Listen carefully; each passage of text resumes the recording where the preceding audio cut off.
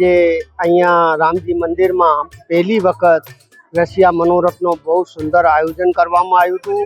એ આયોજનમાં અમને રશિયા ગાવાના લોકગીત ગાવાના તરીકે અમને અહીંયા બોલાવ્યા હતા। એટલે એ રશિયા જે છે એ રશિયા તો પોતે સ્વયં શ્રીનાથજી છે ને રશિયાની જે લૌકિક રીત છે, જે રશિયામાં ગાયન હોય છે એ લોકગીત તરીકે બ્રજની જે શૈલી છે એમાં ગવાય છે।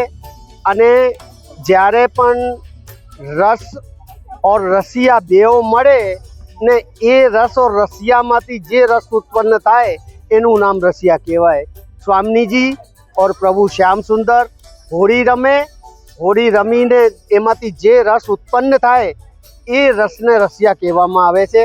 ઠંડાઈનો મહત્વ છે રશિયામાં કે એમાં જે 7 વસ્તુ જે નાખવામાં આવે છે એ અષ્ટસખા અને 7 ગોપીઓના ભાવથી, એમાં જે બદામ છે એ સ્વામીજીના ભાવથી નાખવામાં આવે છે, પછી જે વરિયાળી છે એ લલિતાજીના ભાવથી નાખવામાં આવે છે, ને દૂધ છે એ શ્રી સ્વામીજીનો શ્રીઅંગનો ભાવ છે। એવી રીતે 7 ગોપીઓ, અષ્ટગોપી, 7 ગોપી, એક રાધાજી, અષ્ટગોપી મળીને એ અષ્ટભાવથી પ્રભુને ઠંડાઈ આરોગાવે છે। એ આ ઠંડાઈ આરોગીને પ્રભુ પછી ગોપીઓ સાથે રશિયા રમવા જાય છે। એ રશિયાનો એવો આનંદ પ્રભુ શ્યામ સુંદર અને રાધાજી પરસ્પર લે और એ રસમાંથી જે રસ ઉત્પન્ન થાય એને રશિયા કહેવામાં આવે છે। ભાઈ પંડ્યા, હું રામ મંદિરના પૂજારી છું અને આ આપણે ઉતાસણીના પર્વને લઈને ધ્યાનમાં લઈને આપણે હોળી ઉત્સવ કર્યો છે રામ મંદિરના પટાંગણમાં। તો તમામ ભક્તજનોને બહુ સારી રીતે ઉજવવાનો ને તમામ ભક્તજનોને સારી રીતે મજા પણ આવી એટલી તમામ ભક્તોને। ને દર વર્ષે અલગ અલગ જગ્યાએ ઉજવાય એવી અમારી ઓલી છે કે કોડીનારમાં પણ આ ઉત્સવ ધામધૂમપૂર્વક ઉજવાય।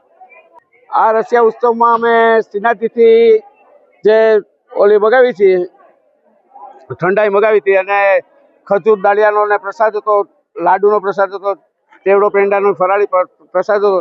એ બધા ભક્તજનોએ પ્રેમથી આરોગ્ય છે।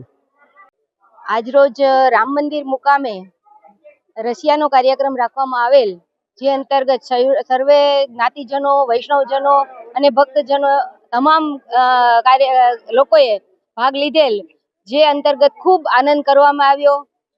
ભક્તોએ રાસ ગરબા રમી હોળીનો ઉત્સવ ઉજવ્યો અને ઠાકોરજીની પૂજા આ રીતે કરી અને ખૂબ સરસ કાર્યક્રમનો આનંદ આવ્યો અને એકદમ ભક્તિમય વાતાવરણ બનેલ હતું।